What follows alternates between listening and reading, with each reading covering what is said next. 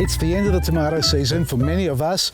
Some have still got some tomatoes producing fruit, and that's great because I've got a few there, which I'm pretty happy about. But these ones, as you can see right next to me here, these started to come on a lot earlier. Oh, geez, they shriveled up already. But look what's happened to the plant. Now, this didn't just die slowly from dehydration or a disease of any sort. You could see the crop was there. Something else, something more sinister attacked this plant and caused it to just wilt literally overnight and dehydrate. Now I let them go, again trial, to see if it was going to kick into gear. Now I think I know what caused the problem or caused them to die like this, but I haven't investigated till now. I left it for this little segment to see if we can get to the bottom of it. Now as far as the diseases are concerned, there are no markings on it, absolutely nothing, no blemishes, no black spots or anything like that. So I can't say it was early blight, late blight, not Fusarium wilt, because it's all fresh soil. It's not anything that I've planted in the years before. And the only other thing left to here, apart from let's saying it's too wet, which I don't think it was, because the zucchini plant would wilt, the capsicum would wilt, and the tomato would wilt. As soon as I added water, they'd be upright again. I checked the soil, it was okay, but it does drain pretty quickly, and it is a hot spot here. So let's just take this one out. Let's see if I can take the whole thing out. I might cut it. I just don't want to miss out on the opportunity of what I'm looking for.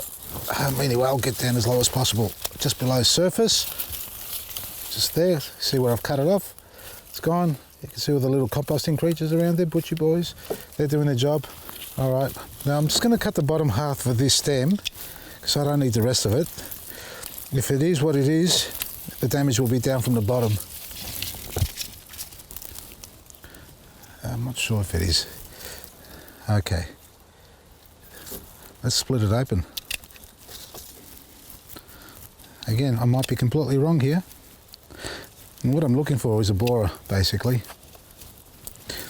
You can see we've had some damage caused there earlier on. I'm not going to see anything in here. I think this is solid as. Is it? Or is it hollow? There was a little entry point, and there it is. There's your damage.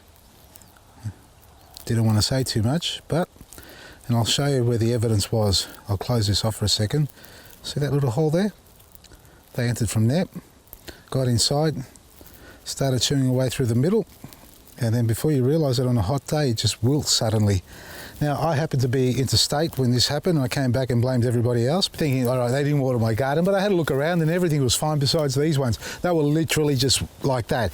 Green, luscious leaf on top, healthy tomatoes, not a problem on them at all, and just went bang like that. And then I thought, okay, I'm going to hydrate them, see how they go, 1 day, 2 days, then realise it was not the problem. And in the past, I've had so many of you send me photos of your tomatoes, and we've realised early on that it's basically a borer that's getting into there. Pretty hard to handle, especially when you've got a plant this high and you've got it in a bed like that. It'll get in there, and by the time you realise that there's a problem with it, it's too late. What can you do as a prevention? Get CGWS, turn it into a paint or a paste, even hydrated lime, but CG is better. It won't burn the plant at all, and you just paste it around the bottom half of the trunk. Stops it from entering in. That's just a barrier. That's all it is. It's not an insecticide. It just works as a barrier. So you can put that in your diary, in your notebooks for the next season of planting. I'm just looking at that tomato there as I'm talking to you, and I can see how the leaves have kicked back up again. These were in bad state, earlier on, so they really weren't healthy plants to go with. But again, not everybody gets to have the great opportunity of growing healthy plants all the time, and for those who suffer like this and can relate to this, there's one reason with the borer that causes damage to your tomato. This one here, not so much, because you can see you've got a little bit of vibrancy at the top there. It's still sitting upright there. If it was dehydrated because the borer was in there, these leaves will literally just be down like that completely. All right, so these tomatoes are going to come off and become pickles. We're going to preserve them in a little bit of our vinegar, apple cider vinegar, a little bit of thyme, peppercorn, salt, sugar, capsicum in there as well, chili, garlic, olive oil, and that's it. And just fresh green tomato sliced. Somebody asked for the recipe, it just came to me. If you haven't written it down, just keep playing it back until you get sick of hearing it. There you are, folks. If you ever had this problem in the past and didn't work out what it was, have a look at the bottom of your stem of the tomato plant. I know it's out of season now for some of you, but look, up north in Australia, they're about to start planting. Those grubs live everywhere. Check out our website, vasili'sgarden.com.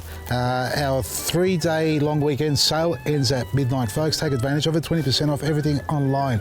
From me, Vasili Maresi.